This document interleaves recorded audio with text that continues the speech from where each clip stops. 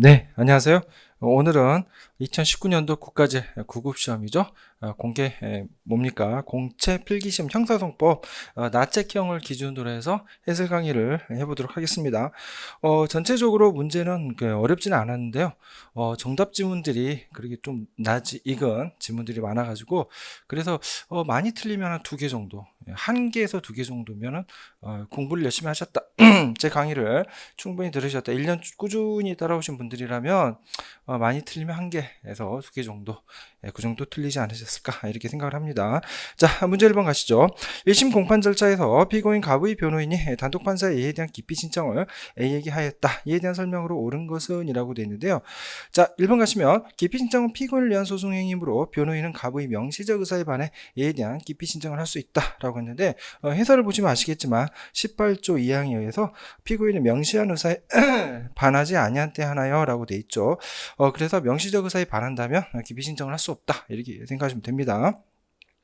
자, 그 다음에 2번 가시면 단독 판사에 대한 기피 신청 해당 법관이 소속된 법원 합의부 하에 하므로 A는 결정으로 신청을 기각할 수 있다라고 했는데, 단독 판사에 대한 기피 신청은 당해 법관에 대해서 하고요. 그 다음에 합의 법원의 법관에 대한 기피 신청은 그 법관의 소속 법원에 하는 거죠. 그죠?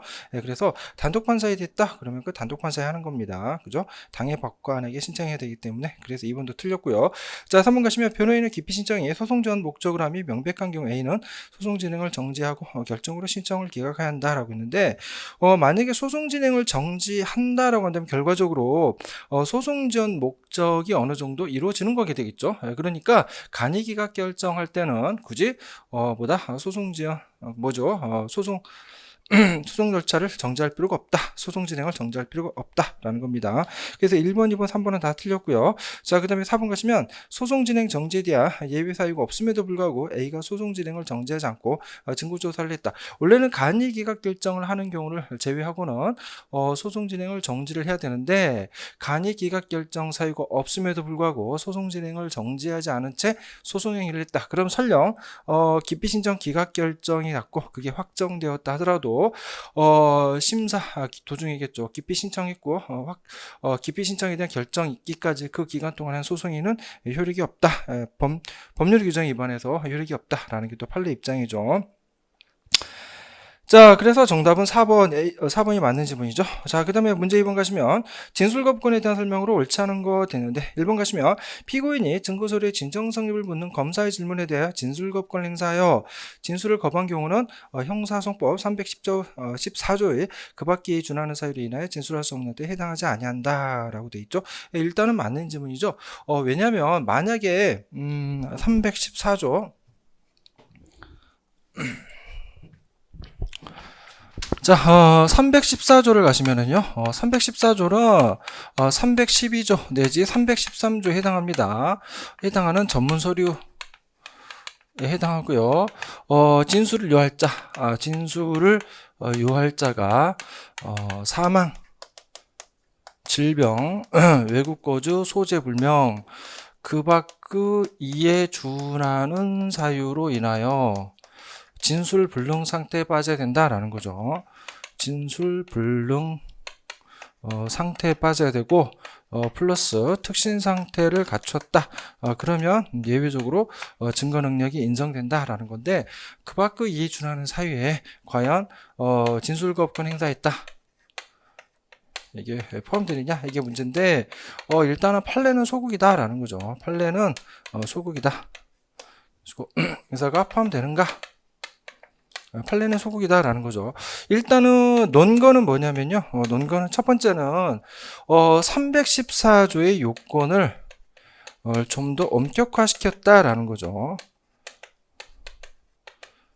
좀 더 엄격화시켰다라는 겁니다. 무슨 얘기냐면 314조가 개정이 되면서 이 기존의 314조와 개정된 314조가 요건이 좀 더 강화됐다라는 거죠. 요건이 좀 더 강화됐다. 결국 뭐냐?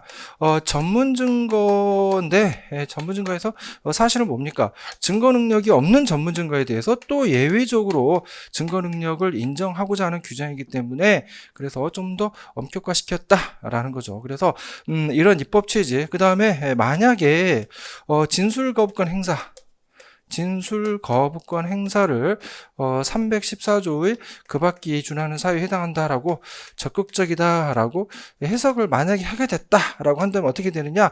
결과적으로 진술 거부권이 형해화된다라는 거죠.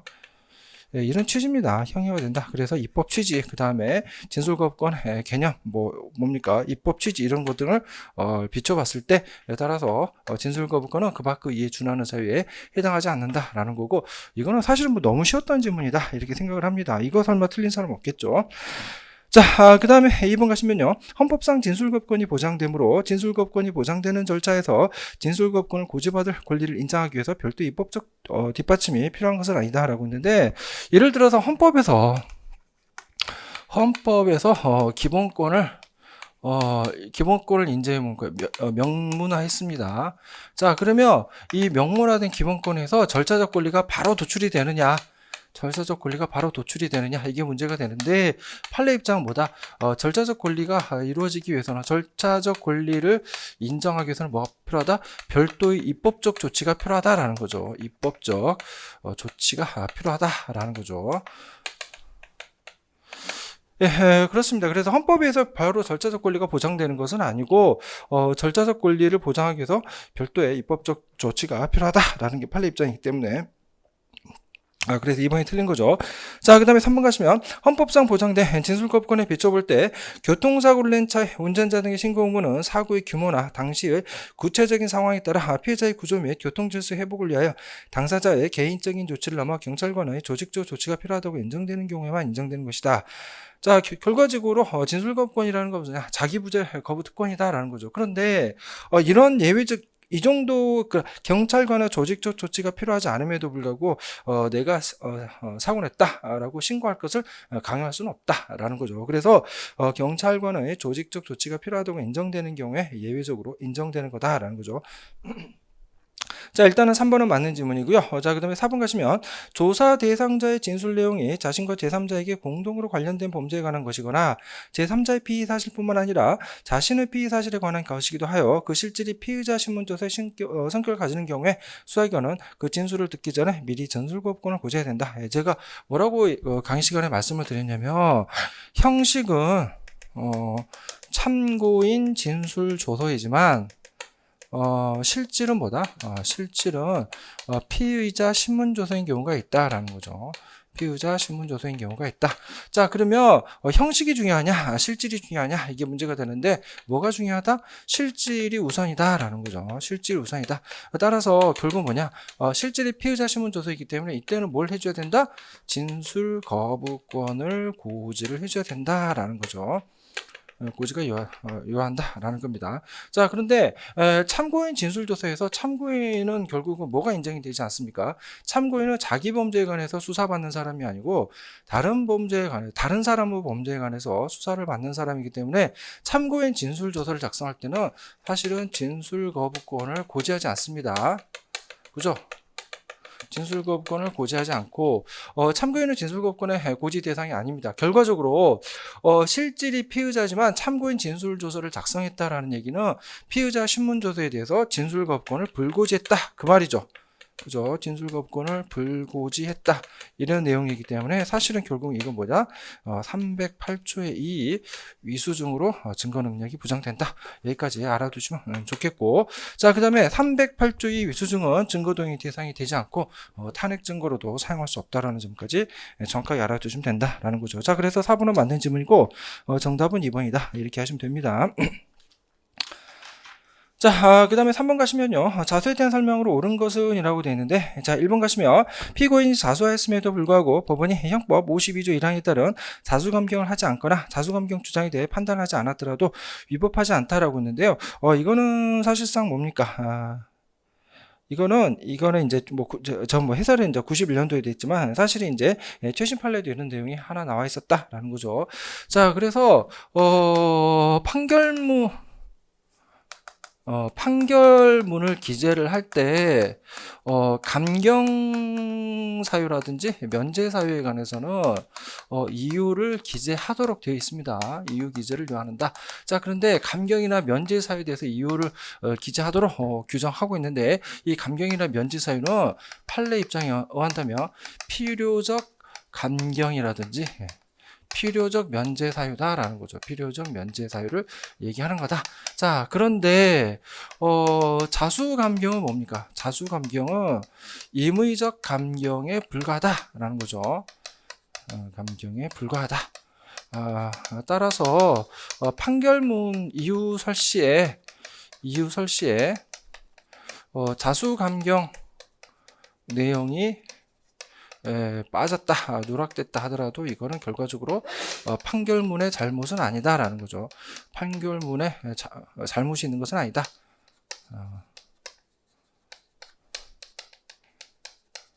이런 게 판례 입장이다라는 거죠. 그래서 감경이나 면제 사유는 이유를 기재를 해야 되는데, 그 사유를 기재를 해야 되는데, 기재와 관련해서는 어떤 사유가 되느냐, 필요적 감면 사유를 얘기하는 거다라는 거죠. 요거를 좀 알아두시고, 그래서 일단은 뭡니까? 1번이 맞는 지문이죠. 최신 판례를 좀 자세히 보셨다라고 한다면 굳이 2번, 3번, 4번 볼 필요 없이, 그죠? 바로 1번에서 찍고 넘어가셨겠죠. 자, 그 다음에 2번 가시면 수사기관의 자발적 신고 내용이 범행을 부인하는 등 범죄 성립 요건을 갖추지 아니한 경우에는 자수는 성립하지 않는다. 맞습니다. 일단은 자수라는 거는 뭐죠? 자수라는 것은 피의자가요, 스스로 범죄 사실을 신고를 하는 겁니다. 내 범죄 사실에 대해서 신고를 하는 거다라는 거죠. 그리고 나서 그 다음에 뭐냐, 나를 처벌해달라라는 소추를 구하는 의사표시가 있어야 된다. 의사표시가 있어야 된다라는 거죠. 그리고 이 범죄 사실이라는 것은 결과적으로 객관적이고 그 다음에 뭡니까, 왜곡되지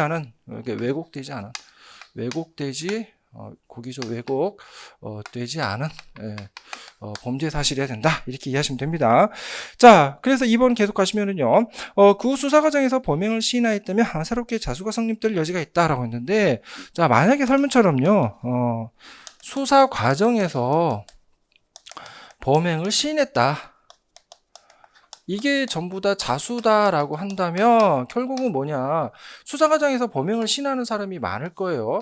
그러면 전부 다 이거 자수가 된다라는 얘기인데, 그건 아니고 판례 입장은 뭐냐, 수사 과정에서 범행을 시인했다, 그럼 이거는 뭐다, 결국은 자백에 불과할 뿐이다. 수사 과정에서의 자백에 불과할 뿐이다라는 거죠.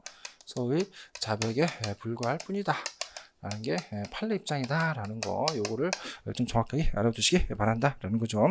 자, 그 다음에 3번 가시면 수사기관의 직무상의 질문 또는 조사에 응하여 범죄 사실을 진술하는 경우라도 자수가 인정될 수 있다라는데, 같은 이유입니다. 결국은 자백에 불과하다 라는 거고요. 자, 그 다음에 4번 가시면 범인이 수사기관에 뇌물수수해 범죄 사실을 자발적으로 신고했다면 특정 범죄 가중처벌 등에 관한 법률의 적용을 피하기 위해서 그 수뢰액을 실제보다 적게 신고한 것일지라도 자수는 성립한다라고 했는데, 사실은 객관적인 상황, 왜곡되지 않은 상황을 범죄 사실로 신고한 것이 아니고 왜곡된 상황을 지금 범죄 사실로 신고한 것이다, 이렇게 보시면 됩니다. 그러니까 결과적으로 그러니까 큰 범죄를 숨기기 위해서 지금 작은 범죄에 관해서 지금 자수를 한 거다라는 거죠. 그럼 이거 과연 자수냐? 자수에 해당하지 않는다라는 게 판례 입장이다라는 거죠. 자, 그래서 결과적으로 이거는 뭐다, 내 범죄 숨기기 위한 거지 범죄 사실을 신고한 거에 해당하지 않는다라는 겁니다. 자, 만약에 이대로 된다라고 한다면 예를 들어서 10억을 사기쳤다라고 합시다. 그죠? 10억을 사기쳤다. 그리고 나서 500만 원짜리 사기친 거였는데 이거 가지고 자수를 합니다. 그리고 나서 이거를 전체 자수다, 그러니까 이거에 대해서 감경해달라, 웃기는 얘기죠. 자, 그 다음에 문제 4번 가시면 공판기일의 절차 진행을 순서대로 바르게 나열한 것은 이라고 되어 있는데, 이거는 뭐 조문만 제대로 공부를 하시면 정말 이런 거 쉬운 문제고, 사실은 이런 류의 문제가 그 공판기일의 절차 진행 순서가 있는데, 이거를 지금 국가지문만 물어본 게 아니라 기존에 이제 법원직에서도 계속 물어보고 그랬는데요.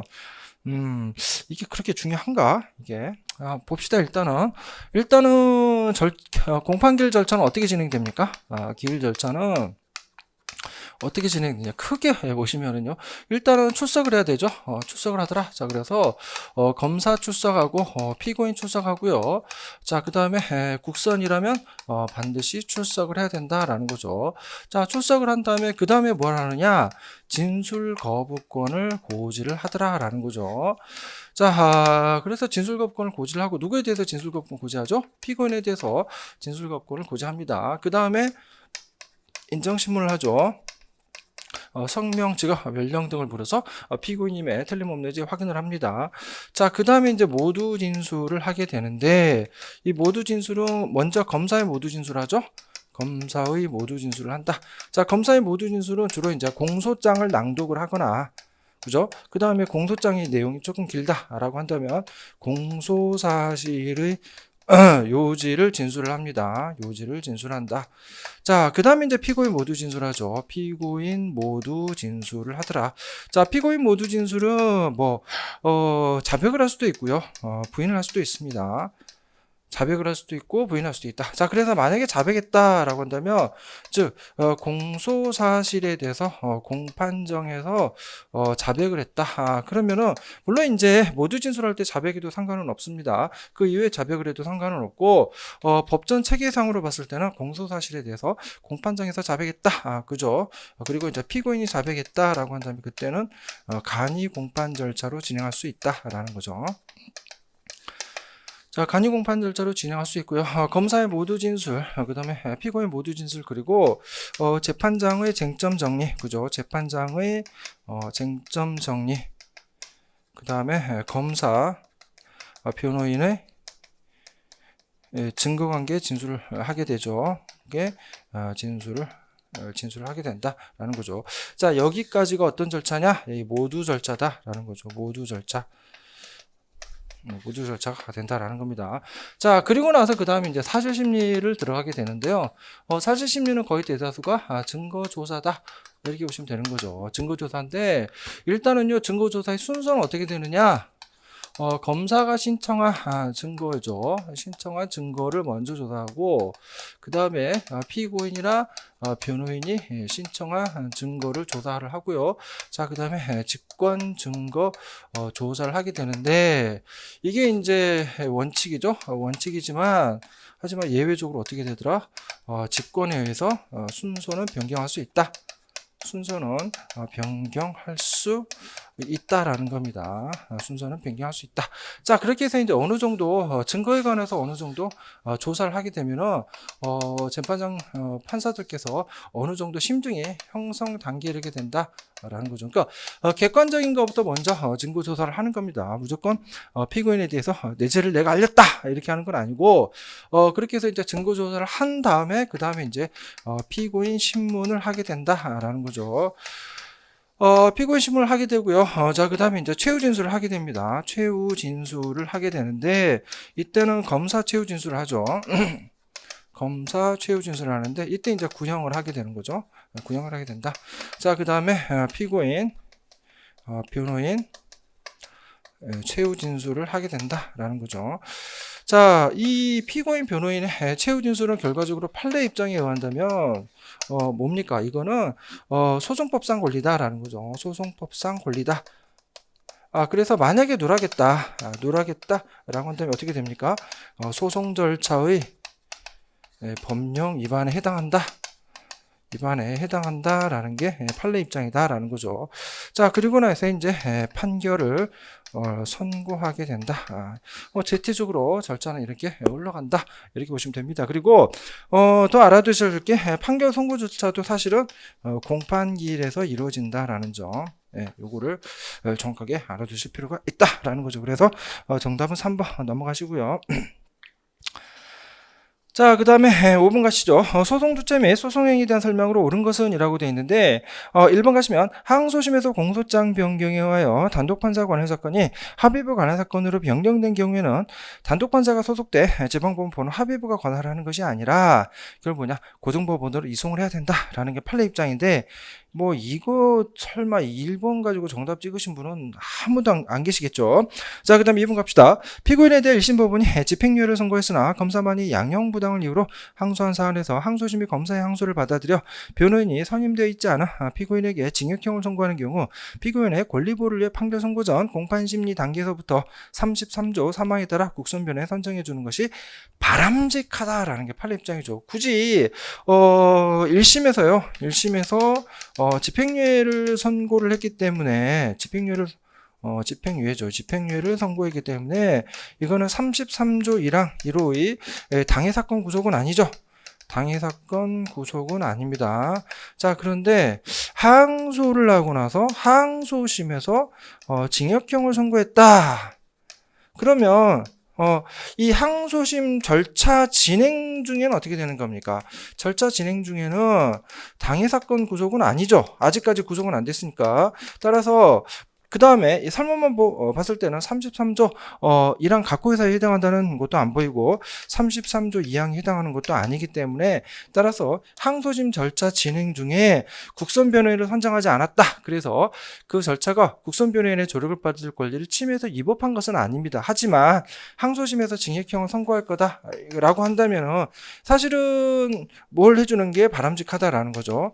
항소심 절차 중에서 뭘 할 필요가 있다? 국선을 선입하는 것이 바람직하다라는 거예요. 바람직하다. 바람직하다는 얘기는 결국 무슨 얘기야? 국선변호에 선정하지 않았다 하더라도 이 법은 아니다. 그런 얘기입니다. 자, 2번은 굉장히 쉬운 질문이었죠. 맞는 질문이고요. 자, 그 다음에 3번 가시면 가족폭력 범죄 처벌된 거나 특례법에 따른 보호처분 결정이 확정된 경우 당해 보호처분은 확정 판결과 동일하고 기판력도 있으므로 라고 돼 있죠. 두 가지 판례가 있는데요. 다 똑같은 내용입니다.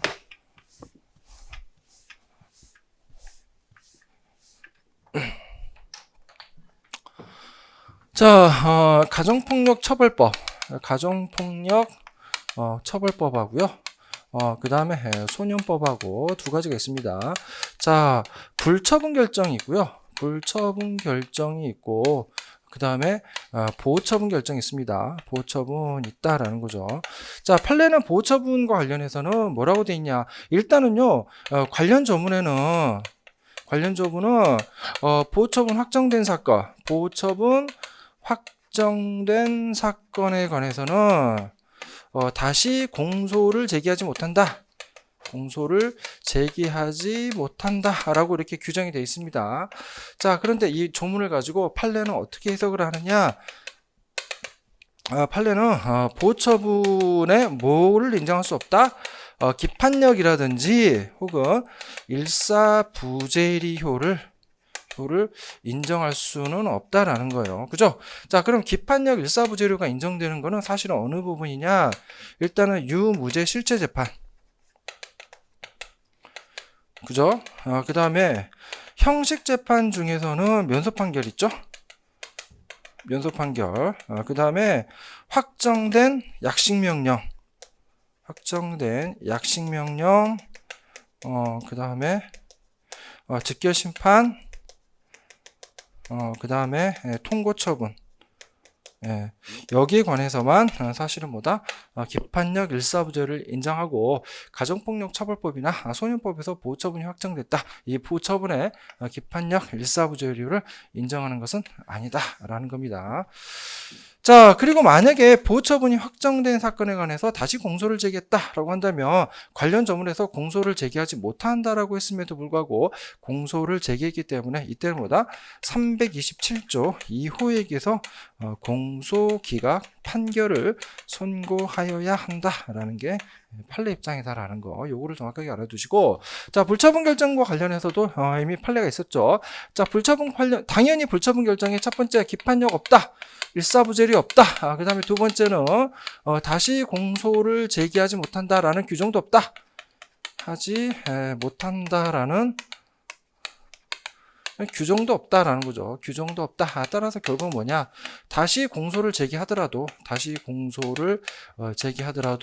이것만 가지고 위법한 것은 아니다라는 거죠. 위법한 것은 아니다라는 게 판례 입장이다라는 거 정확하게 알아두시기 바란다. 그래서 불처분 결정하고 보처분 결정 정확하게 두 개를 좀 구별을 하셔가지고 아셔야 된다라는 거죠.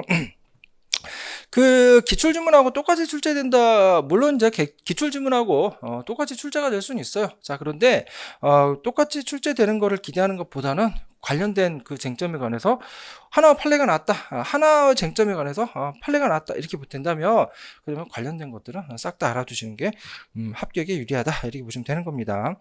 자, 그래서 3번은 그래서 뭐가 틀린 거죠? 기판력도 있으므로 그게 틀렸죠. 자, 그 다음에 보호처분을 받은 사건과 동일한 사건에 대해 다시 공소가 제기되면 얘는 면소사에 해당한다라고 되어 있는데 이거는 공소제기 절차가 법률 규정에 위반해 무효인 공소제기로 봐서 327조 2호익에서 공소기각 판결을 선고해야 된다라는 게 판례 입장이다라는 거죠. 자, 그 다음에 4번 가시면 법관이 당사자의 증거 신청을 채택하지 아니하거나 이미 한 증거 결정을 취소한 사정만으로도 법관이 불공평한 재판을 할 염려가 있는 때에 해당한다. 그러면 어디 무서워서 재판장께서 증거 신청 채택 못할 거 아닙니까? 증거 신청을 했는데 채택하지 않았다. 그러면 전부 다 기피 신청할 거 아닙니까? 그러니까 이거는 일단은요 증거 신청을 채택할지 말지, 그 다음에 증거 결정을 취소할지 말지는 재량이다라는 거죠. 고유한 재량이기 때문에 그걸 가지고 뭐라고 할 수도 없고, 그 다음에 두 번째는 뭐다? 이거는 주관적 사정에 불과할 뿐이다. 객관적 사유가 아니기 때문에 따라서 기피 사유에 해당하지 않는다라는 게 판례 입장이죠. 그래서 4번도 틀렸죠. 설마 5번 문제 틀린 분은 안 계시겠죠? 자, 그 다음에 6번 갑시다. 체포구속 적부심사에 대한 설명으로 옳지 않은 것도 있는데 1번 가시면 체포구속 적부심사의 청구권자는 변호인 선임권자보다 범위가 넓다라고 했는데 제가 항상 강의할 때 뭐라고 말씀드렸냐, 가족 동거인 고용주 있죠. 가족 동거인 고용주가 어디에 들어가느냐, 일단은요 체포구속 적부심하고 보석에만 가족 동거인 고용주가 들어갑니다. 그리고 나머지는 가족 동거인 고용주가 들어가지 않기 때문에 그것만 알고 있다라고 한다면 1번은 맞는 지문이다 라는 거 정확하게 아시겠죠? 해설을 한번 보시기 바라고요. 자, 그 다음에 2번 가시면 구속적부심사 절차와 달리 체포적부심사 절차에서는 보증금 납입 조건부 피의자 석방 결정을 할 수 없다라고 했는데 이거 맞는 질문입니다. 왜냐하면 구속된 피고인에 대하여라고 조문이 규정을 하고 있죠. 그래서 조문에서는 구속된 피고인이 아니고 피의자죠. 구속된 피의자에 대하여 출석을 보증할 만한 보증금 납입을 조건으로 석방 결정할 수 있다, 이런 식으로 되어 있기 때문에 구속된 피의자에 대해서만 가능하다라는 거죠. 자, 그래서 체포적부심사 절차에서는 인정되지 않는다. 2번도 맞는 질문이고, 자 3번 가시면 구속적부심사 청구에 대한 법원의 결정에는 기각결정, 석방결정, 보증금 납입 조건부 석방결정이 있으며 검사 피의자는 이와 같은 법원의 결정에 대해 항고할 수 없다라고 했는데 제가 이제 기본 강의 할 때도 심화 강의 할 때도 항상 말씀드렸지만 기각결정, 인용결정에 관해서는 파랑이 뭐라고 되어 있느냐, 항고하지 못한다라고 규정을 하고 있습니다. 따라서 결정에 대한 불복 방법이 항고인데 항고하지 못한다라고 했기 때문에 기각결정, 석방결정에 대해서는 불복할 수 없다. 하지만 보증금 납입 조건부 피의자 석방결정에 대해서는 판례 입장은 뭐냐, 취소 실익이 있다면 항고할 수 있다. 검사, 피고인 항고할 수 있다라고 얘기를 했죠. 그래서 결국 뭐다? 그 부분에서 틀린 겁니다. 보증금 납입 조건부 석방결정에 대해서는 검사와 피고인, 취소의 실익이 있는 한 검사, 피고인은 항고할 수 있다라는 거죠. 그래서 그 부분이 틀렸다. 3번 그래서 틀린 거고요. 자, 그 다음에 4번 가시면 설마니 4번 지문을 정답으로 하신 분은 정말 기초도 안 돼 있다, 이렇게 생각하시면 됩니다. 구속적부신문조서는 특히 신용할 만한 정황에 의해 작성된 문서이므로 특별한 사정이 없는 한 증거동의 여부와 상관없이 당해 증거 능력이 인정된다. 그래서 사실은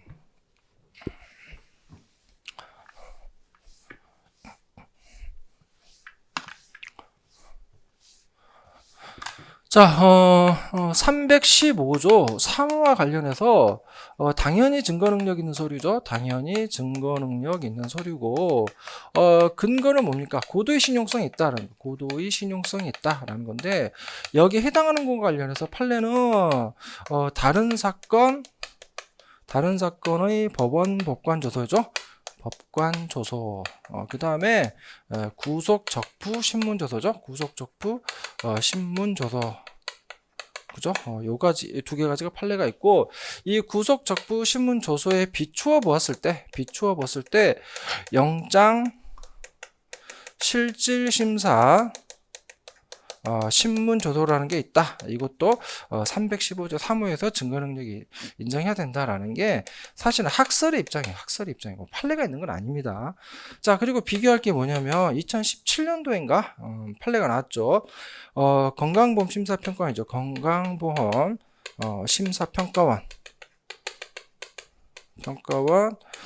입원 진료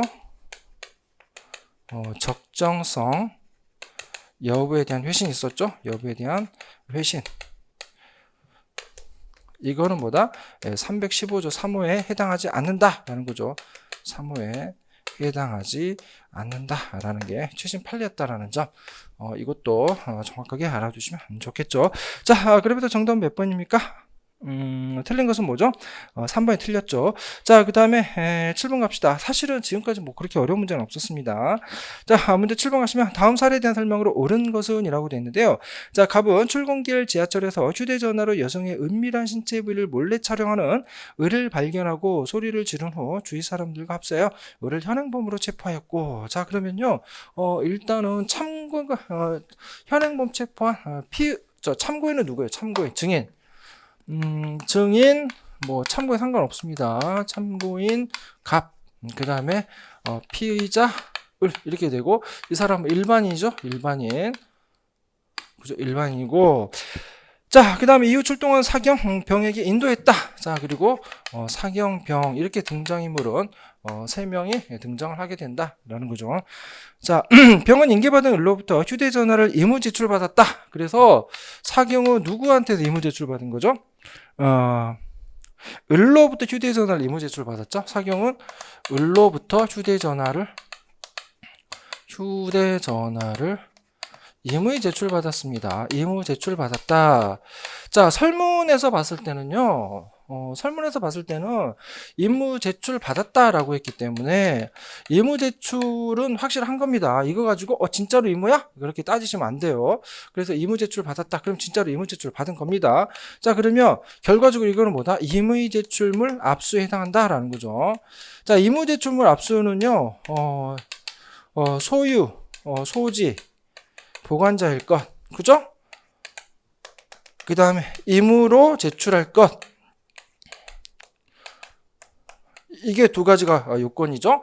자, 그 다음에 의무성에 관해서 의문점이 있다. 그러면 누가 입증을 해야 된다? 검사가 입증을 해야 된다. 입증 책임이 있다라는 점도 정확하게 알아두셔야 된다라는 거죠. 자, 문제 없습니다. 임의 제출 받았다라고 했기 때문에 임의 제출물 압수로서 적법하고, 그 다음에 가장 중요한 특징이 뭐예요? 임의 제출물 압수는 사후영장을 요한다는 규정이 없죠. 그죠? 그래서 사후영장을 요하지 않는다라는 겁니다. 제출의 의무성만 있다라고 한다면 임의로 제출받아도 괜찮아요. 그죠? 압수이기 때문에 강제 수사에는 해당하지만 사후영장을 요하지 않는다라는 거, 그게 중요하죠. 일단은 뭐 휴대전화 괜찮습니다. 그래서 사후에 압수영장을 발부받지 않았다 하더라도 임의제출 압수는 사후영장을 요하지 않기 때문에 괜찮습니다. 한편 갑은 병의 요청으로 인근 지하철 수사대 사무실로 가서 자신이 목격한 사실을 자필 진술서로 작성했다. 자, 그 다음에 갑의 자필 진술서가 있는데요. 작성 경위가 어떻게 됩니까? 갑의 진술서, 자필서의 작성 경위가 어떻게 되느냐? 작성 경위는 결과적으로 병의 요청에 따라서 설명 어떻게 됐죠? 병의 요청으로 인근 지하철 수사대 사무실로 갔죠. 인근 지하철 수사대 사무실이죠. 수사대 사무실로 갔다는 거죠. 수사대 사무실로 간 상태에서 잡힌 진술서를 작성했기 때문에, 따라서 이거는 수사 과정에서 작성한 진술서다라는 거죠. 작성한 진술서다. 자, 수사 과정에서 작성한 진술서인데, 진술서의 작성 주체가 누굽니까? 작성 주체가 누구다? 일반인 갑이죠. 참고인 갑이죠. 그래서 참고인 갑이다라는 거죠. 그러면 결과적으로 수사 과정에서의 진술서 그러면 312조 5항을 거쳐서 당연히 어디로 가게 되느냐? 이 같은 경우에는 사경 과정이고 참고인 진술서이기 때문에 312조 사항으로 가게 된다라는 거죠. 자, 312조 사항으로 가게 되면 요건이 적법한 절차와 방식, 그죠? 적법한 절차와 방식. 자, 그 다음에 두 번째가 실질적 진정 성립을 진정 성립을 인정하거나 또는 영상 녹화물 등 객관적 방법에 의한 증명이죠. 객관적 방법에 의한 증명. 자, 여기서 이제 문제가 되는 게 실질적 진정 성립이라는 것은 뭐냐? 실질적 진정 성립이라는 것은 내가 말한 대로 기재되어 있다. 그 말이죠. 그죠? 따라서 이거는 실질적 진정 성립을 인정하는 주체는 뭐냐? 작성자가 아니고요. 참고인 진술조서 관련해서 작성자가 아니고 진술자다라는 거죠. 진술자. 여기서의 진술자는 누구냐? 갑이다라는 거죠. 갑이 실질적 진정 성립을 인정을 해줘야 됩니다. 자, 계속 봅시다. 자필 진술서로 작성하여 병에게 제출하였다. 이후 을에 대한 공소가 제기되어 형사재판이 진행되었으나 갑의 소재의 불명으로 법정 출석이 불가능하게 됩니다. 자, 그러면 진술서의 작성자가 실질적 진정 성립을 인정을 해야 되는데 이게 이제 형사재판 과정에서 어떻게 되는 거죠? 재판 과정에서 뭡니까? 소재 불명이 됐다라는 거죠. 소재 불명. 자, 설문에서 소재 불명이 뭐 진짜로 소재 불명이냐 아니냐? 그걸 가지고 따지는 게 아니죠. 일단은 소재 불명이라고 했기 때문에 314조의 요건은 충족을 했다. 이렇게 보시면 되는 겁니다. 314조의 요건을 충족했기 때문에 314조는 뭐다? 필요성 요건을 충족했다라는 거죠. 필요성 요건을 충족했다라고 보고요. and 뭐만 갖추면 됩니까? 특신 상태만 갖추면 증거로 사용할 수 있게 된다라는 거죠. 그래서 312조 5항을 거쳐서 312조 4항으로 갔다가 그 다음에 314조의 필요성 요건 충족하는 쪽으로 해서 설문상 또 특신 상태를 부정할 만한 사정도 없는 거죠. 그렇죠? 그래서 따라서 사안의 경우는 어떻게 볼 수 있느냐? 314조에서 증거 능력이 있다. 이렇게 보는 게 출제자의 의도로 보인다라는 거죠. 자, 그렇습니다. 그래서 갑의 소재 불명으로 법정 출석이 불가능하게 되자 검사는 갑의 진술서와 을의 휴대전화를 증거로 제출하였다. 자, 그러면 갑의 자, 이거를 그냥 놓고 봅시다. 갑의 진술서가 있죠. 진술서가 증거 능력이 있고 그죠? 그 다음에 휴대전화 있습니다. 그러면 휴대전화하고 그 다음에 뭡니까? 갑의 진술서를 가지고 충분히 유죄 판결 가능하다. 이런 식으로 제가 볼 때는 그렇습니다. 자, 설문 1번 갑시다. 검사가 증거로 제출한 휴대전화는 위법 수집 증거로서 증거 능력이 인정되지 않는다. 이거는 사후영장을 요하느냐? 예무제출물 압수에 관해서 사후영장을 요하느냐? 그리고 사후영장을 요하지 않는다라는 것을 너가 알고 있느냐? 이거를 묻고 있는 건데 사후영장을 요하지 않는다라는 거죠. 그리고 이무성에 관해서 설문상 별다른 의문점이 없습니다. 그죠? 그래서 이무성도 인정되고 일단은 소유 소지 보관자에 해당하고 사후영장도 요하지 않기 때문에 사후영장을 요하지 않았다. 사후영장을 밟았지 않았다. 그것만 가지고 유효 중이라고 볼 수는 없다라는 거죠. 1번 틀렸고요. 자, 2번 가시면 갑이 소재 불명이라 하더라도 공판기일에 병이 출석하여 갑의 진술서 작성 사실에 대한 진정 성립을 인정하면 갑의 진술서의 증거 능력이 인정된다라고 했는데 자, 지금 누가 지금 갑의 진술서의 작성 사실에 대한 진정 성립을 인정한다는 거예요? 지금 병인 설문에서는 지금 병이 인정한다는 건데 병은 사실은 지금 수사 사경이고요. 사경이고 여기서는 조사자 아닙니까? 조사자. 그러니까 결국은 뭐냐? 출제자의 의도는 이 영상 녹화물 등 객관적 방법인데 증명인데 이 객관적 방법에 병의 진술, 즉 조사자 증언이 포함되느냐? 증언이 포함되느냐? 이거를 지금 쟁점으로 묻는 거다라는 거죠. 하지만 판례 입장은 뭐냐?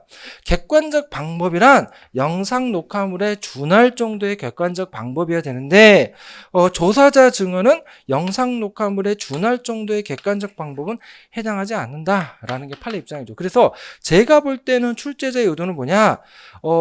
실질적 진정 성립을 인정해야 되고 실질적 진정 성립이 인정하지 않았을 때는 영상 녹화물 등 객관적 방법인데 이 객관적 방법에 조사자 증언이 포함되느냐 이거를 지금 묻는 것 같아요. 묻는 것 같은데 조사자 증언은 포함되지 않는다라는 거죠. 그래서 2번이 틀렸다 이렇게 보시면 됩니다. 자, 그 다음에 3번 가시면 갑이 소재 불명이므로 갑의 진술서는 특신 상태 특히 신빙할 수 있는 상태에서 작성되었음이 증명된 경우에 한해 증거 능력이 인정된다. 자, 314조의 필요성 요건을 충족한 거죠. 설문상 소재 불명이라고 했기 때문에 필요성 요건을 충족한 거고 따라서 314조의 또 다른 요건인 특신 상태만 갖췄다. 그러면 유죄 증거를 사용할 수 있다라는 겁니다. 자, 3번은 맞는 지문이고 자, 그 다음에 4번 가시면 위 3의 특신 상태의 증명은 단지 그러한 개연성이 있는 정도로 충분하다라고 했는데 자, 특신 상태란 결과적으로 뭐냐?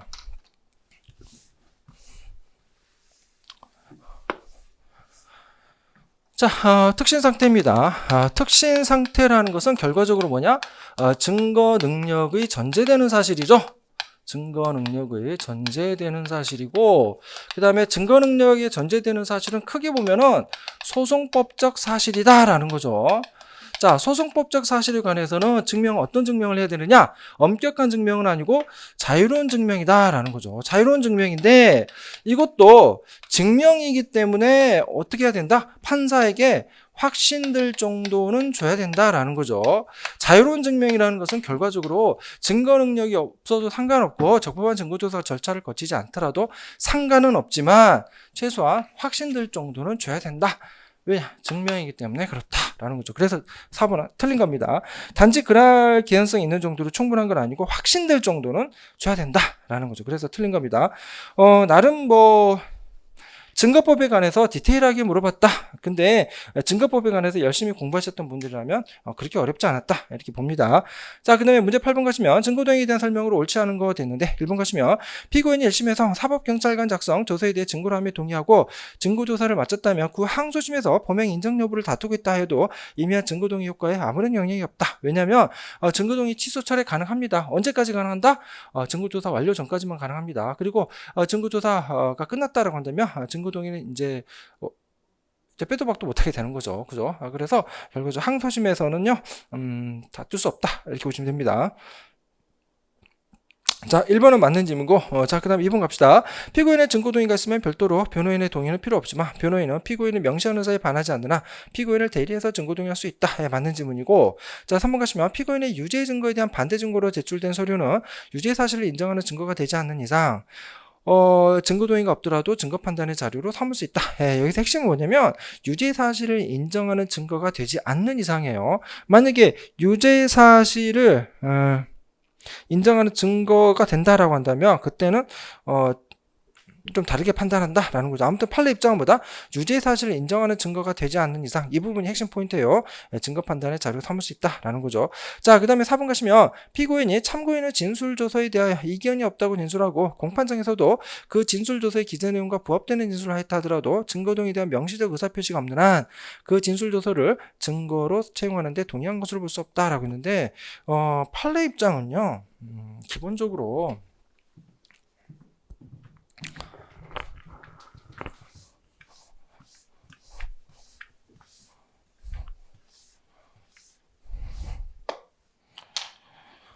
자, 판례 입장은 뭐냐면 증거동의와 관련해서요. 정말 재밌습니다. 이렇지 않을 것 같은데 일단은 포괄적 증거동의도 가능하다라는 입장이고요. 증거동의 가능하다. 그 다음에 묵시적 증거동의도 가능하다는 겁니다. 증거동의 가능하다. 그러니까 어떤 증거는 증거동의하고 어떤 증거는 증거동의하지 않고 이것도 가능합니다. 이것도 가능하고 포괄적으로 그냥 전체 다 증거동의도 가능하다. 그 다음에 묵시적 증거동의 가능하다라는 게 판례의 기본적인 입장이다라는 거죠. 그러니까 결국 뭐냐 4번과 같은 경우에는요 묵시적 의사표시가 있다라고 봐서 증거동의 한 것으로 볼 수 있다라는 게 판례 입장이니까 그래서 4번도 틀렸죠. 자, 그 다음에 9번 갑시다. 그 8번에 4번 질문 갈 때는 모의고사 한번 출장 갔네요. 자, 그 다음에 9번 갑시다. 공판 및 상诉절차에 대한 설명으로 옳은 것은 이라고 되어 있는데, 자, 1번 가시면 재판장은 여러 공판기를 일괄에 지정할 수 없다? 왜요? 일괄에 지정할 수 있겠죠. 1번 틀렸고요. 자, 2번 가시면 간이 공판 절차로 진행된 1심에서 형소법 318조의 3회에 증거동의 의제되어 증거 능력이 인정된 증거라도 피고인이 항소심에서 진술을 번복하여 범행을 부인하면 그 증거 능력은 그대로 유지될 수 없다고 하는데 1심에서 증거 능력이 1심에서 적법하게 증거 능력이 인정되는 거 있죠. 증거 능력이 인정되는 증거 있죠. 인정되는 증거. 그죠? 이거는 당연히 항소심에서도 이 상태가 그대로 유지가 됩니다. 그대로 유지가 된다라는 거죠. 그래서 1심에서 만약에 증거동의했다 또는 간이 공판 절차에서 증거동의한 것으로 간주된다. 그럼 항소심에 가면 끝나는 거예요. 그냥 항소심에서 그대로 그냥 유지가 되는 겁니다. 자, 그래서 2번 틀렸고요. 자, 3번 가시면 1심이 위법한 공시송달 결정에 타잡아 피고인의 진술 없이 심리 판단하였다면 항소심은 검사만이 양형부당 이유로 항소한 경우라도 직권으로 1심 위법을 시행하는 조치를 취한다. 왜냐하면은 위법한 공시송달은 직권조사사항이기 때문에 그렇다 이렇게 보시면 됩니다. 직권조사사항에 관해서는 검사가 신청을 하건 피고인이 뭐 신청을 하건 이유를 기재하건 말건 아무 상관은 없어요. 법원이 알아서 직권으로 심리 판단해야 되는 거고 공시송달이 위법했다. 특히 이제 중요한 게 공소장 부분부터 공시송달을 했는데 그게 위법하다라고 한다면 항소심에서부터 다시 공소장 부분 적법하게 송달해야 된다라는 게 또 판례 입장이죠. 3번은 맞고요. 자, 그 다음에 4번 줄항고 5일이 아니고 3일이죠. 그래서 틀렸습니다. 정답은 3번. 자, 그 다음에 10번 가시면 면소 판결에 대한 설명으로 옳지 않은 거 돼 있는데 기억하시면 일반 사면과 특별 사면을 불문하고 벌써 틀렸죠.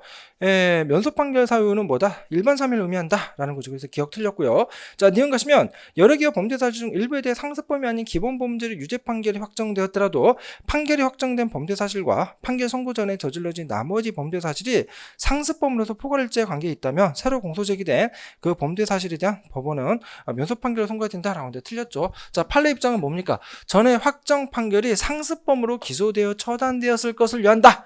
판례는 이렇게 했고요. 단순 범죄로 기소되었다. 후에 상습범으로 공소 제기된 경우 단순 범죄 기판령 후 상습 공소 사실에 대해서 기판령 미치지 않는다라는 게 판례 입장이죠. 그래서 이거는 뭐 너무나 유명한 거기 때문에 설마 이거 틀리진 않았겠죠. 니은도 틀렸고요.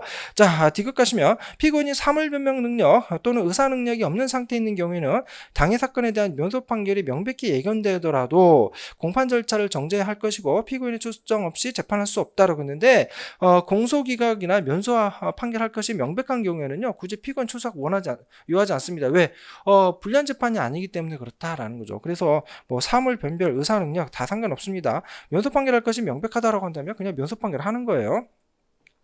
자, 리을 갑시다. 몰수나 추징이 공소사실과 관련이 있다 하더라도 그 공소사실이 관해 이미 공소시효가 완성되어 면소판결 사유에 해당한다. 그러면 그 공소사실과 관련이 있다. 그러니까 몰수 추징하려면 공소사실이 인정되고 나서 그 다음에 몰수 추징을 해야 되는데 지금 면소판결했다라는 거는 형식재판으로 끝낸 거 아닙니까? 그러니까 유무죄에 관해서 어떤 판단을 하지 않았는데 면소판결하면서 몰수 추징할 수는 없다라는 게 판례 입장이다라는 거죠. 자, 그래서 가시면은요 면소판결 사유에 해당하는 경우에는 몰수 추징도 할 수 없다. 왜? 본안에 관해서는 판단한 바가 없기 때문에 몰수 추징 사유가 있는지 없는지도 판단할 수 없는 겁니다. 그래서 면소 판결로 끝나는 거지 면소 판결하면서 몰수 추징한다? 말도 안 되는 얘기다라는 거죠. 그래서 리을은 맞는 질문이고 자, 그 다음에 미음 가시면 면소 판결은 유죄 확정 판결을 할 수 없다. 맞죠? 재심의 사유는 뭡니까? 유죄 확정 판결 그 다음에 유죄 판결에 대한 항소 상고 기각 판결 이게 재심 사유인데 면소 판결은 유죄 확정 판결 아니기 때문에 재심 사유에 해당하지 않는다라는 거죠. 그래서 미음도 맞는 질문이고 정답은 몇 번이다? 옳지 않은 것은 기억, 니은, 디귿 1번이 된다라는 거죠.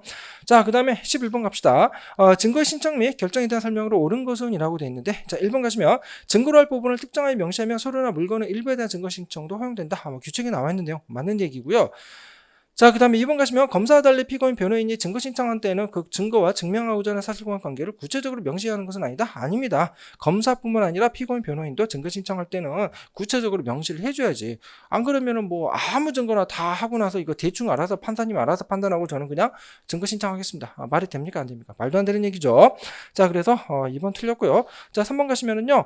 범죄로 인한 피해자의 법정 대리는 그 피해자에 대한 증인신문 신청할 수 없다고 했는데 미성년자 보호 관점에서 당연히 법정 대리인 신청할 수 있도록 해야겠죠. 3번 틀렸고요. 자, 4번 가시면 공판 심리가 종결된 후에 피고인이 증인 신청을 하였다면 법원은 피고인의 방어권 보장을 위해서 변론을 제기해서 증인신문을 해야 되는 거냐? 변론을 적법하게 변론을 종결했다. 그리고 나서 변론 제기할지 말지는 순전히 판사마음이다라는 거죠. 그래서 반드시 변론을 제기해서 증인신문을 해야 하는 것은 아니다라는 게 판례 입장이다라는 거 정확하게 알아두시기 바란다라는 거죠. 자, 그 다음에 문제 12번 가시면 갑과 을은 함께 강도를 행하였고 이러한 사실을 알고 있는 병은 갑 등이 강취한 물건을 매수했다. 자, 그러면 이거 봅시다. 증거법과 관련해서 두 문제가 이제 케이스로 출제가 됐는데요. 물론 이제 여러분들이 이거 문제 어렵다 이렇게 생각할 수도 있는데 이 정도의 난이도는요, 그 주관식 시험에서는 정말 껌입니다. 이 정도 난이도 가지고 출제하지 않아요. 주관식 시험에서는. 자, 가시면요, 갑과 을의 관계는 뭡니까? 갑과 을의 관계는 강도 공범이죠. 강도의 공범이죠.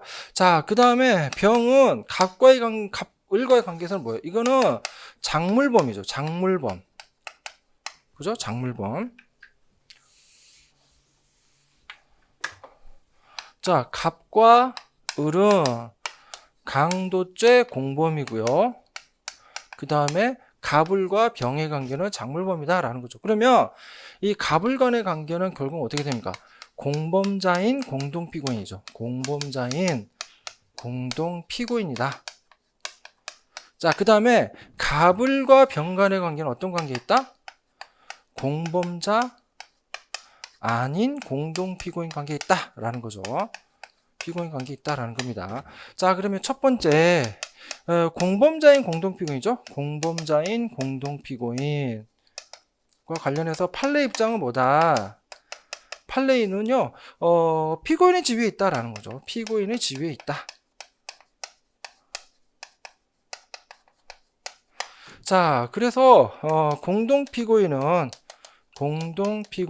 다른 피고인에 대해서는, 그죠? 다른 피고인에 대해서는 뭐가 없다? 증인 적격이 없다라는 겁니다. 증인 적격 없다. 이게 첫 번째죠. 자, 그런데 만약에 변론을 분리하게 됩니다. 변론을 분리했다. 변론을 분리하게 되면 어떻게 되죠? 변론을 분리하게 되면 피고인의 지위에서 벗어나게 되는 거죠. 피고인의 지위에서 벗어났다. 따라서 이때는 뭐다? 증인 적격 있는 겁니다. 증인 적격 있다라는 거고요. 자, 증인 적격 있는 자의 법정 진술을 피고인에 대한 유죄의 증거로 사용하기 위해서는 뭐가 필요하더라? 따라서 증인신문 절차를 요한다라는 거죠. 증인신문 절차를 요한다라는 거고, 증인신문 절차를 요한다는 거는 어떤 식으로 표현이 되냐면요, 선서하고 증언해야 된다라는 거죠. 선서하고 증언을 해야 된다. 이런 얘기가 되는 거죠. 자, 그 다음에 공범자인 공동피고인은 증인 적격이 없다라는 얘기는 무슨 말이냐? 판례 입장에 요한다라고 한다면 증인신문 절차를 요하지 않는다라는 거죠. 증인신문 절차를 요하지 않는다.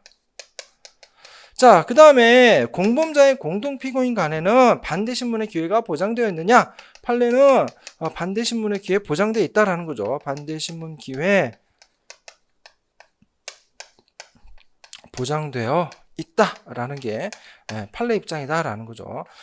반대신문의 기회가 보장됐기 때문에 사실은 또 굳이 증인신문 절차도 필요하지 않다 이렇게 보시면 됩니다. 그런데 변론을 분리하게 되면은 다르게 된다 이렇게 알아두시면 되고요.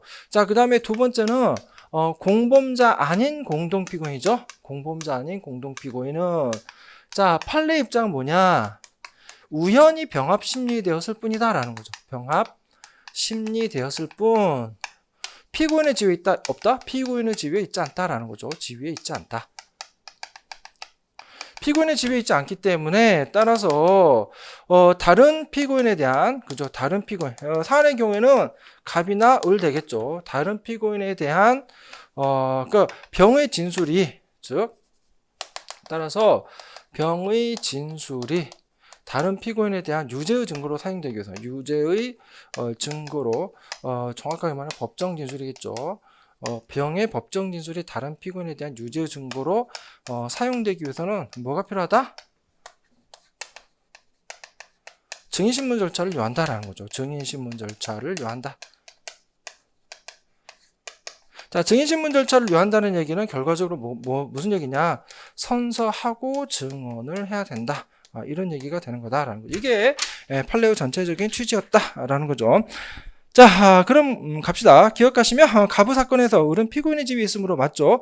소송 절차를 분리하지 않는 한 증인이 될 수 없다. 기억은 맞는 질문이고, 자, 니은 가시면 사경 작성 갑에 대한 피신 조서는 갑이 내용을 인정하며 을의 범죄사 진정을 증거로 생각할 수 있다라고 했는데, 공범자에 대한 사경 작성 피신 조서의 내용 인정의 주체는 뭡니까?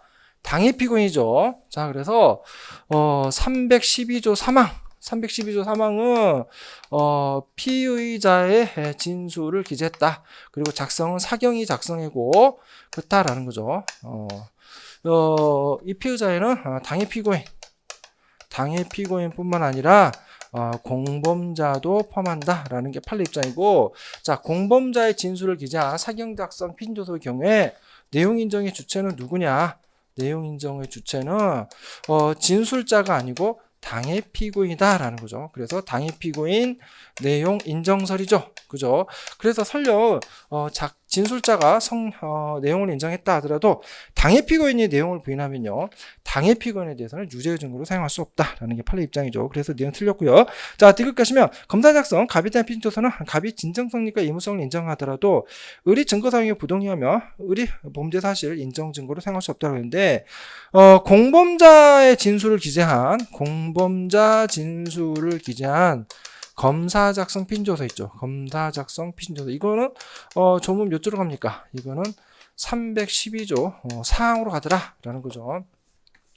자, 312조 사항 관련해서 적법 절차 방식, 실질적 진정 성립, 인정 또는 영상 녹화물 등 객관적 방법에 의한 증명, 반대신문의 기회 보장, 그 다음에 특신 상태 이 네 가지 요건을 갖춰야 되는데, 자, 실질적 진정 성립은 아까도 말씀드렸지만 내가 말한 대로 기재되어 있다라는 거고, 즉 이 실질적 진정 성립은 진술자가 실질적 진정 성립을 인정하고요.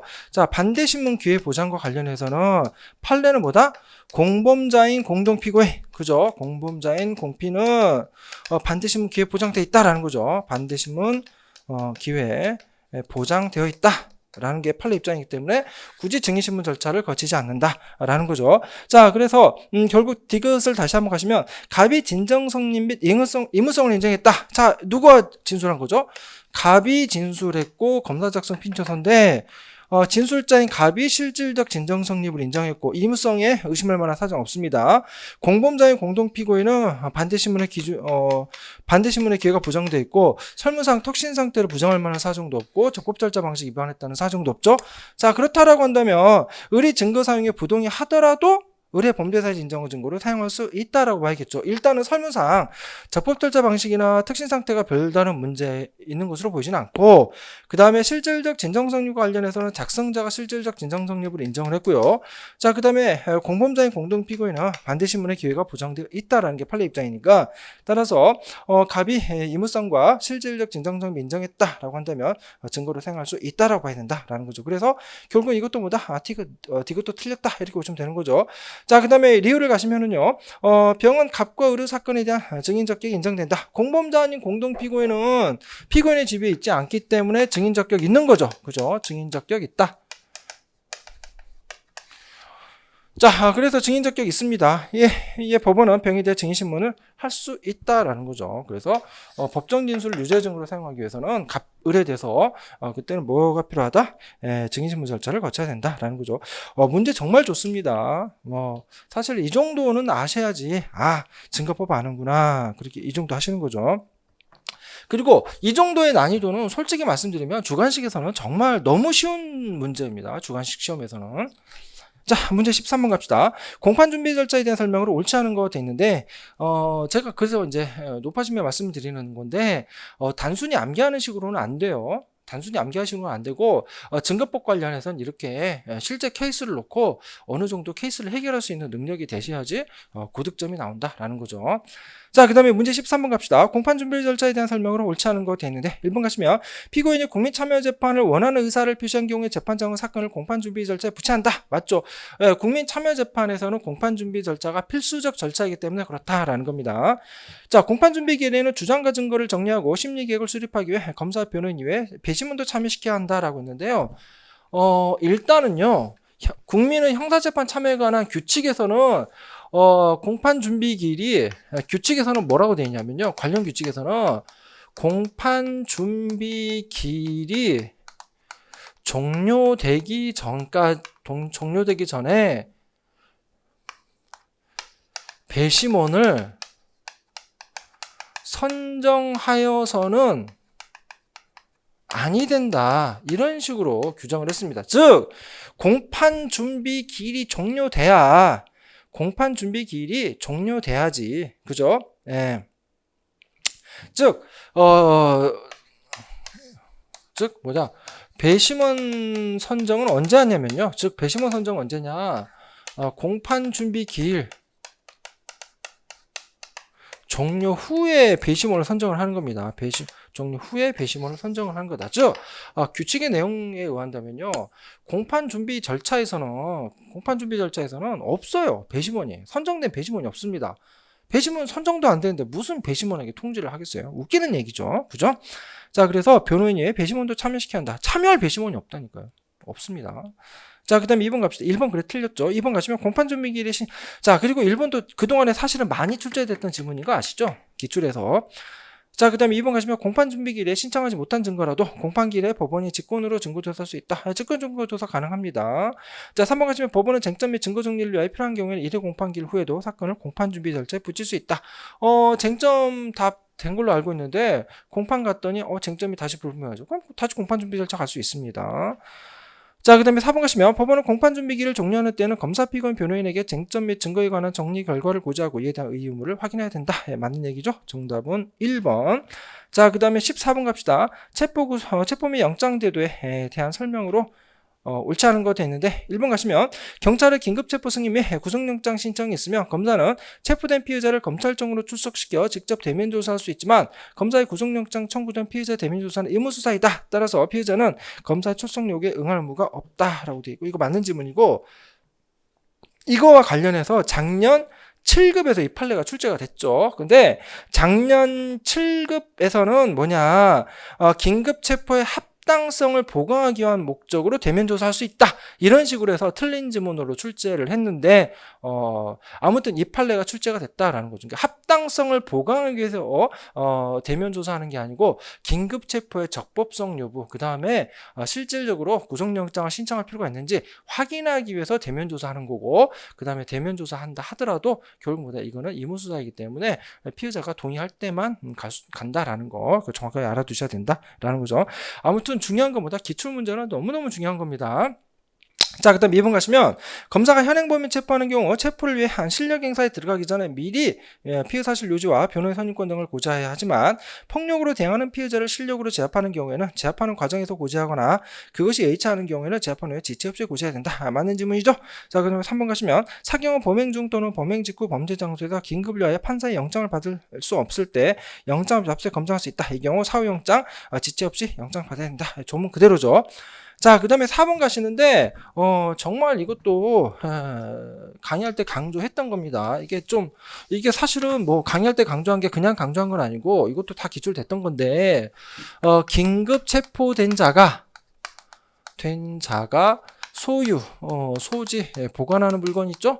보관하는 물건에 관해서는 체포한 때부터 24시간 내에 영장 없이 압수해 검증할 수 있다라고 돼 있고, 그 다음에 두 번째는 체포한 때부터 48시간이죠. 48시간 내에 뭘 해야 된다? 사후영장 청구해야 된다라는 거죠. 사후영장 청구해야 된다. 그래서 제가 항상 강조했던 게 체포한 때다라는 점. 그죠? 압수한 때 아니에요. 체포한 때부터라고 말씀을 드렸다라는 점. 아무튼 4번은 틀렸죠. 자, 15번 갑시다. 공소제기한 설명으로 옳지 않은 것도 있는데 1번 가시면 약식명령에 대한 정식재판 청구가 제기되었음에도 법원이 증거서류 및 증거물을 검사에게 반환하지 않고 보관하고 있다가요. 그 이전에 이미 적법하게 제기된 공소제기 절차가 위법하게 된다고 할 수 없다. 예, 일단 공소장 일본주 입에 아니고요. 예, 첫 번째 약식 절차에서 공소장 일본주의를 인정할 거냐? 인정하지 않는다. 왜냐하면 이거는 서면 재판이기 때문에 그렇다라는 거죠. 그리고 증거서류 증거물을 같이 제출했다 하더라도 공소장 일본주 입이 아니다라는 게 판례 입장이었습니다. 그리고 이거는 적법했어요. 일단은. 자, 그런데 나중에 약식 절차에 정식 재판 청구했다.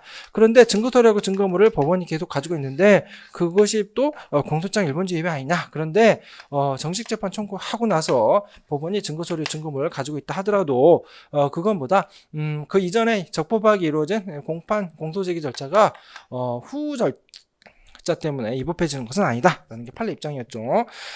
자, 1번은 너무나 유명한 거이기 때문에 1번을 정답 질문을 하신 분은 없겠죠. 자, 2번 가시면 포괄일제에서 공소장 변경 허가 여부를 결정할 때는 포괄일제를 구성하는 개개 공소사실별로 정정국가의 동의성 여부를 판단해야 된다. 이거는 제가 모의고사에서도 출제를 했고 최신 판례에서도 중요하게 다뤘던 건데 포괄일제는 전체로 봤을 때 하나의 죄잖아요. 그래서 하나를 가지고 일일이 따지는 게 아니고 전체 범행의 시기와 종기 이런 것들을 가지고 전체적 대략적으로 공소사실의 동의성이 있는지 따진다라는 거죠.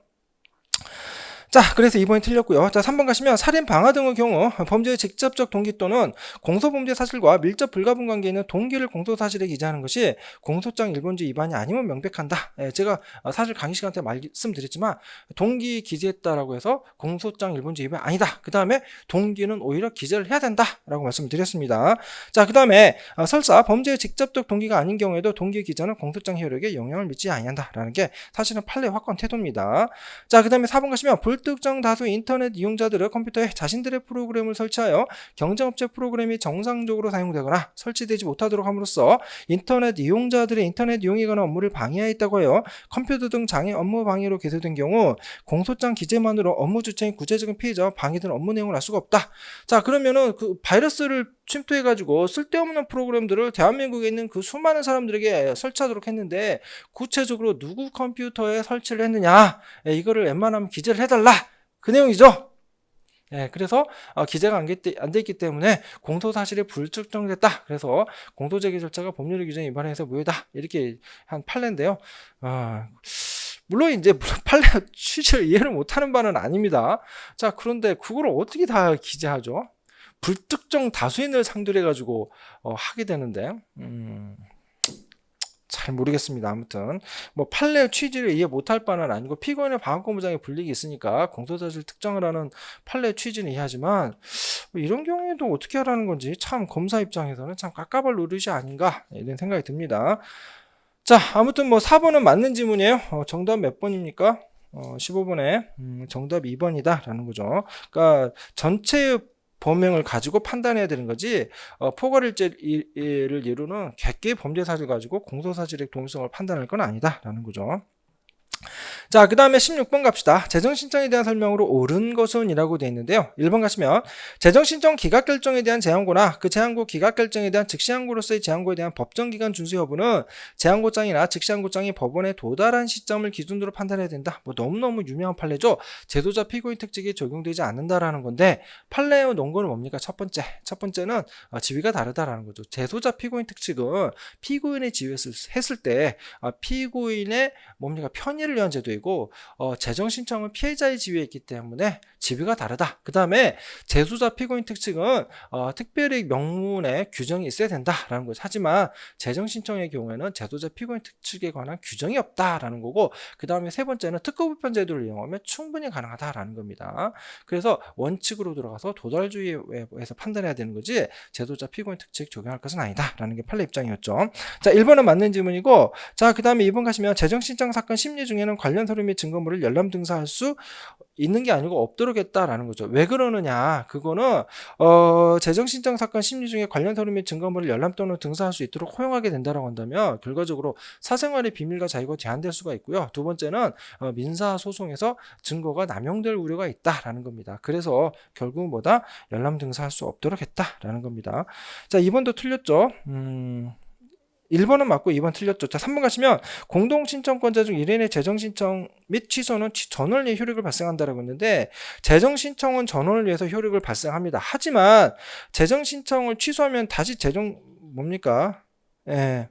다시 재정신청을 할 수가 없잖아요.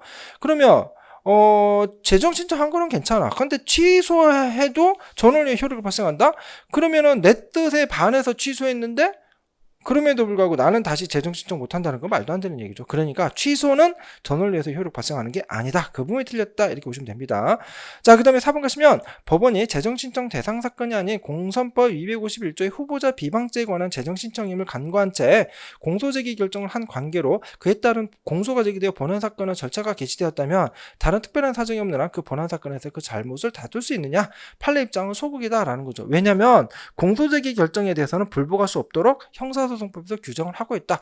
그리고 사실 이거는 작년에 법원 사무관 승진 주관식에서 줄제됐던 문제입니다. 주관식에서. 자, 그래서 불복할 수 없다라고 규정을 하고 있기 때문에 따라서 설령 재정신청 대상 사건이 아닌 사건인데도 그것을 간과한 채 공소제기 결정했다 하더라도 공소제기 결정 자체에 대해서는 다툴 수 없다라는 거고, 왜 그러면 공소제기 결정 자체에 대해서 다툴 수 없도록 규정을 했느냐라고 한다면 네가 만약 죄가 있다라고 한다면 형사처벌을 받는 것이 온당한 조치이고 네가 죄가 없다라고 한다면 무죄나 면소 공소기가 받겠지, 이런 식으로 논거를 제시했다 이렇게 보시면 됩니다. 아무튼 4번도 틀렸다 이렇게 보시면 되고요. 자, 17번 갑시다. 공소장 변경에 대한 설명으로 옳은 것은 이라고 되어 있는데 1번 가시면 검사가 형이 보다 가벼운 일반법의 법조를 적용하여 그 죄명을 기소한 경우 공소사실의 변경이 없고 그 적용법제 구성요건이 완전히 동일하다면 법원은 공소장 변경 없이 형이 더 무거운 특별법의 법조를 적용해 처벌할 수 있다라고 했는데, 공소사실의 동일성 범위 내고 심리 경과에 비춰 피고인 방어권부장이 별다른 불이익이 없어야 되는데 법정형이 더 중한 특별법을 적용하게 된다라고 한다면 당연히 피고인 방어권부장에 불이익이 생기는 거죠. 그죠? 그러니까 이때는 뭐다? 공소장 변경 없이 특별법을 적용해서 더 무거운 형으로 처벌할 수는 없습니다. 그래서 1번이 틀린 거고, 자, 2번 갑시다. 단독범으로 기소된 것을 다른 사람과 공모하여 동일한 내용으로 공동정범의 범행을 한 것으로 인정하는 경우 이로 말미암아 피고인에게 예기치 않은 타격을 주어 방어권 행사에 실질적 불이익을 줄 우려가 없더라도 공소장 변경이 필요하다라고 했는데, 자, 공소장 변경의 필요성은 뭡니까? 자, 공소장 변경의 필요성은 첫 번째, 공소사실의 동일성, 기본적으로 공소사실의 동일성 범위 내야겠죠.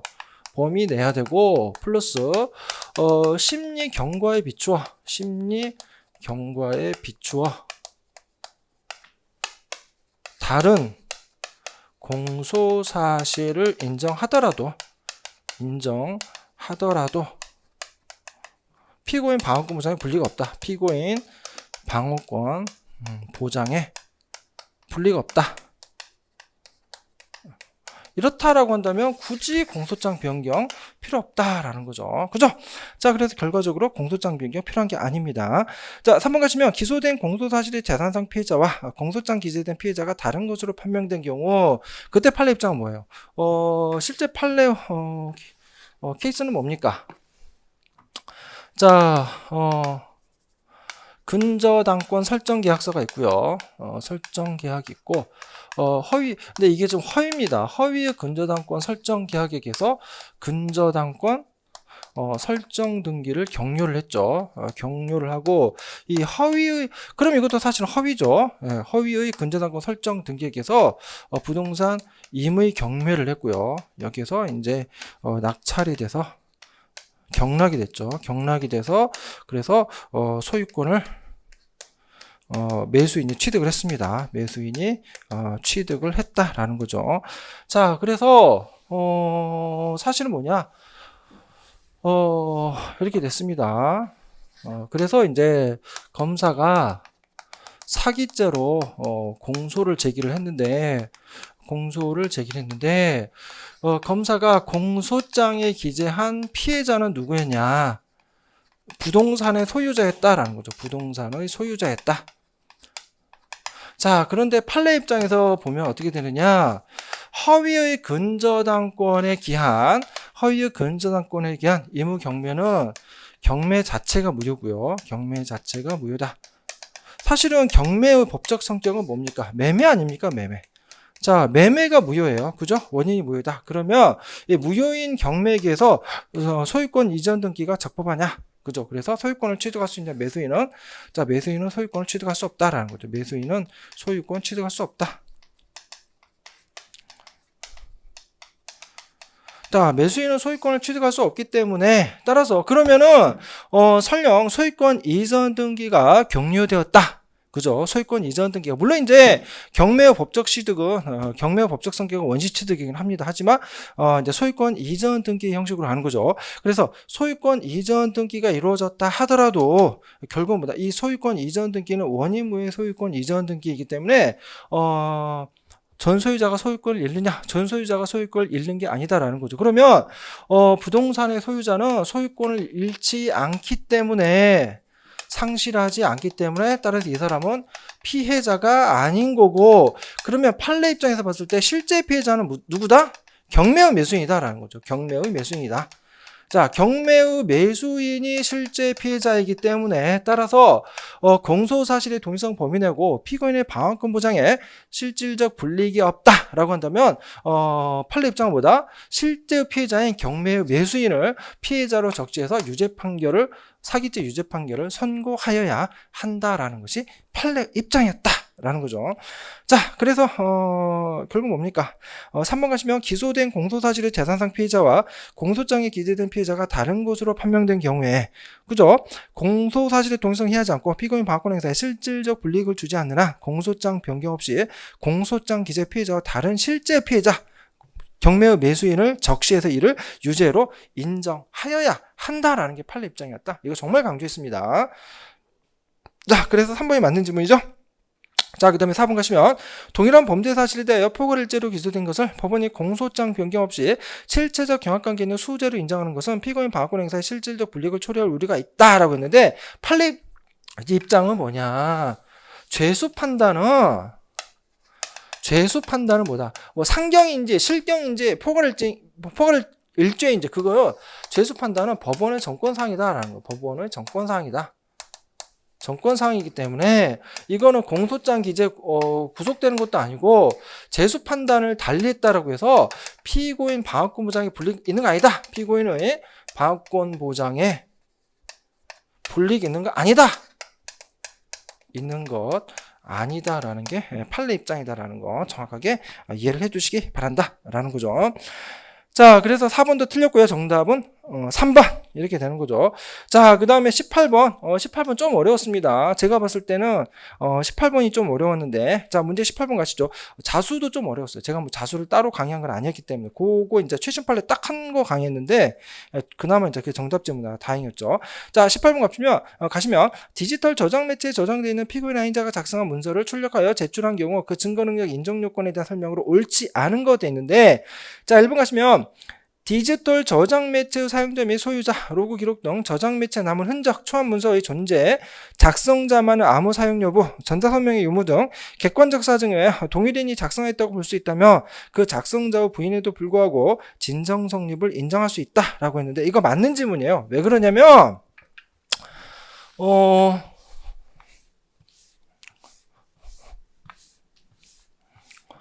자, 313조가 개정이 됐죠. 최근에 개정이 됐습니다. 뭐 2000 몇 년도인가요?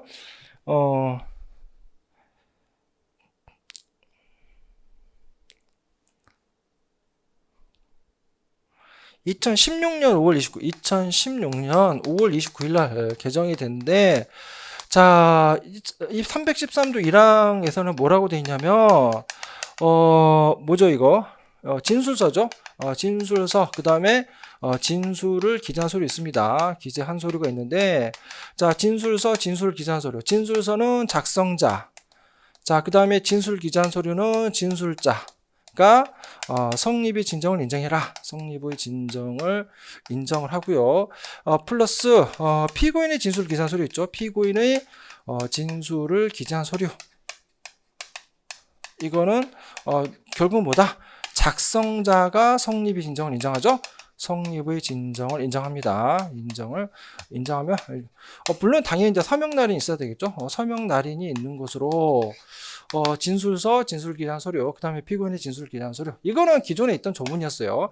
자, 그런데 그죠? 이거 단서 이렇게 있습니다. 이게 단서였죠?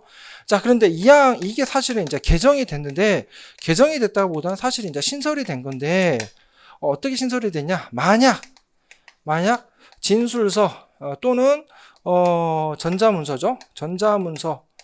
전자문서인데 이것도 진술서로서의 전자문서를 얘기하는 거죠. 진술서로서의 전자문서 있는데 만약 여기서 작성자가 성립의 진정을 부인한다. 성립의 진정을 부인한다. 그러면 진술서는 감정, 그죠? 그 다음에 전자문서는 결국 뭡니까? 디지털 포렌식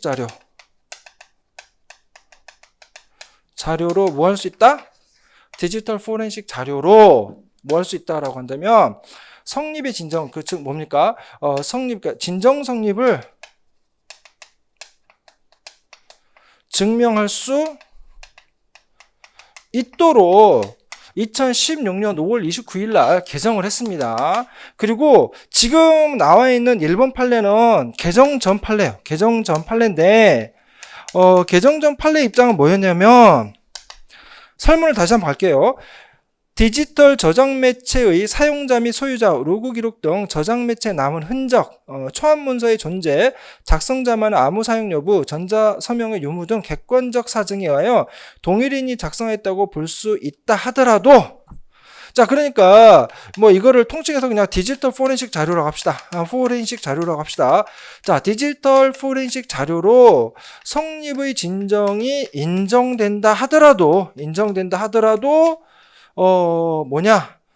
별도의 규정 없이 성립의 진정을 진술자, 그럼 뭡니까? 작성자의 부인에도 불구하고 성립의 진정을 인정할 수 없다. 인정할 수는 없다라는 거. 할 수는 없다라는 게 판례 입장이다. 즉 판례 입장은 뭐냐?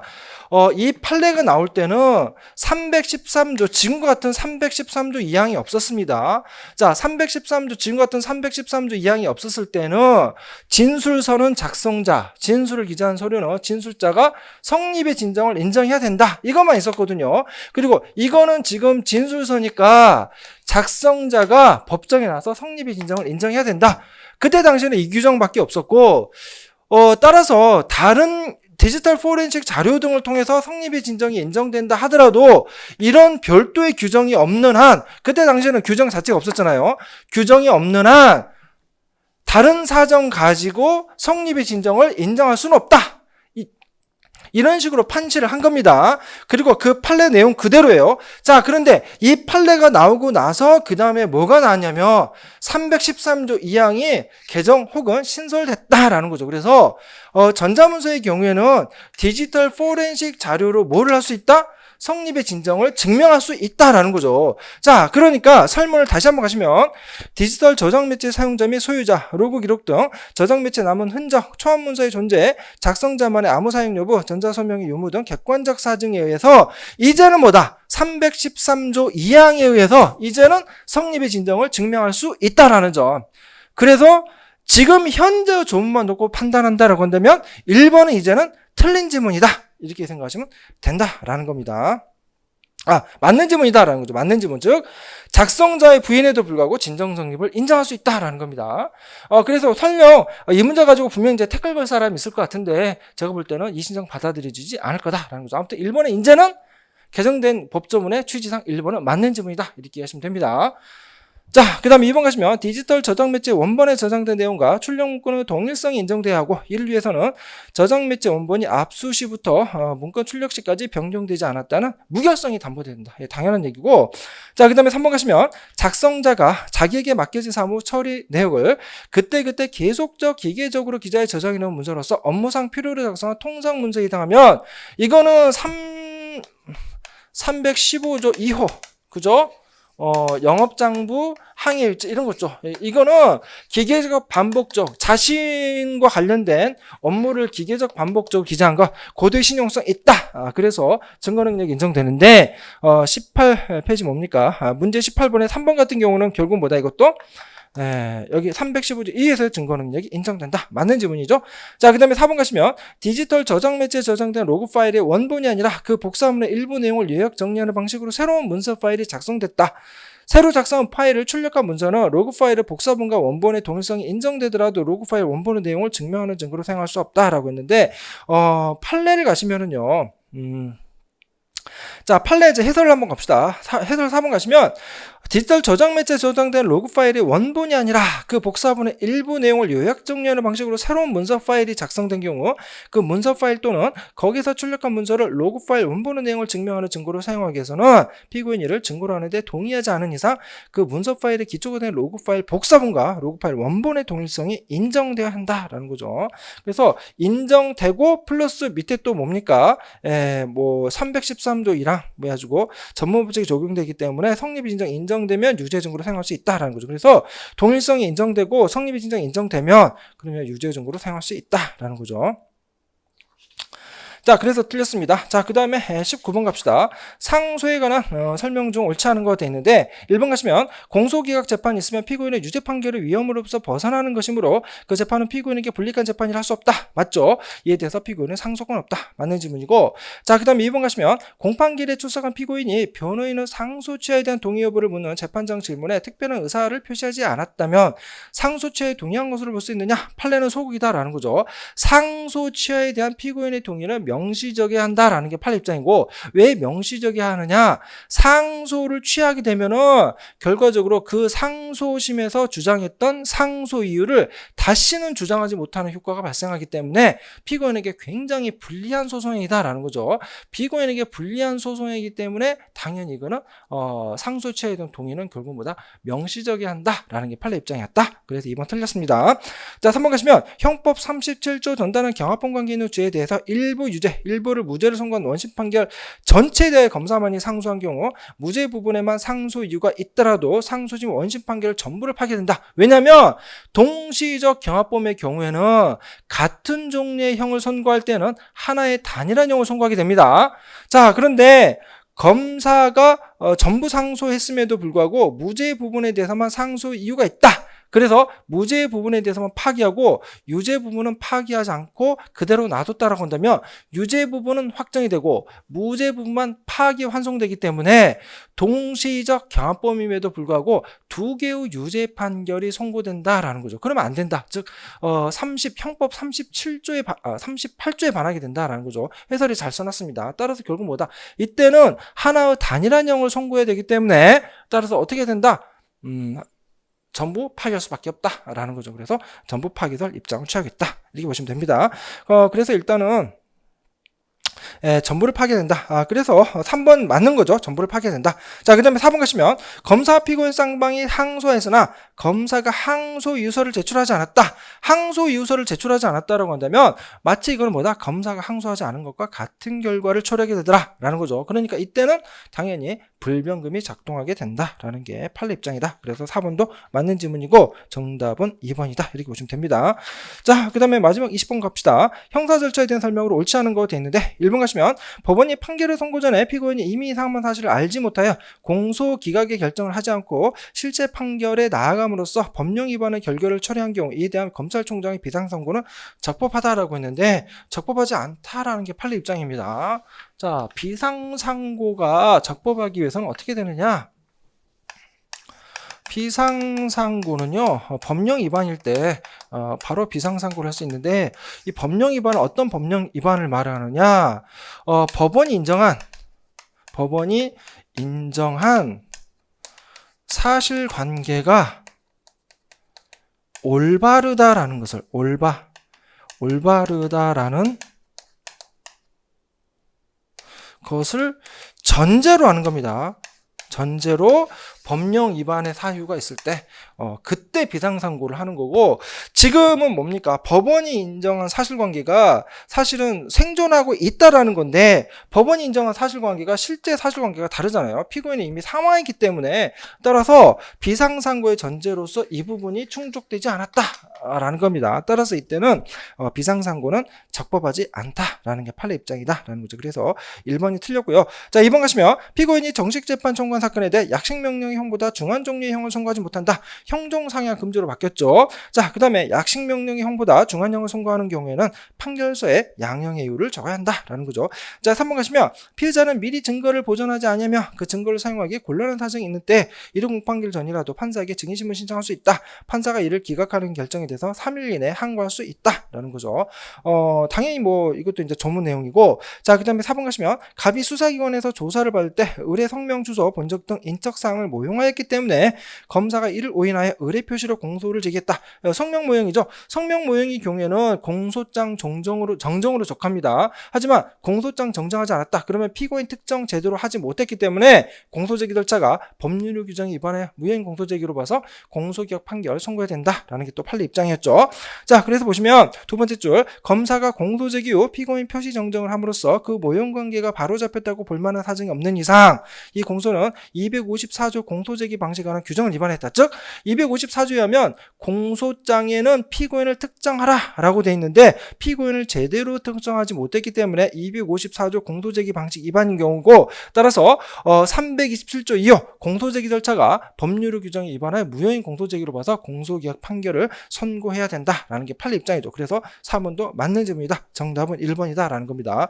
올해 시험은 전체적으로 예년보다는 제가 볼 때는 굉장히 문장도 세련됐고, 새로운 그 조문의 취지를 제대로 알고 있느냐, 이런 것까지 해서 굉장히 세련된 문제라고 보는데, 기출문제하고 최신 판례 위주로 열심히 충분히 공부하셨던 분들이라면 제가 볼 때는 하나에서 2개 정도, 하나 정도에서 충분히 커버할 수 있을 정도는 문제 난이도 있다. 그래서 9급 시험이지만 문제는 세련됐지만 그래도 너무 어려운 출제는 아니었다. 이 정도면 적당하지 않냐, 그런 생각이 듭니다.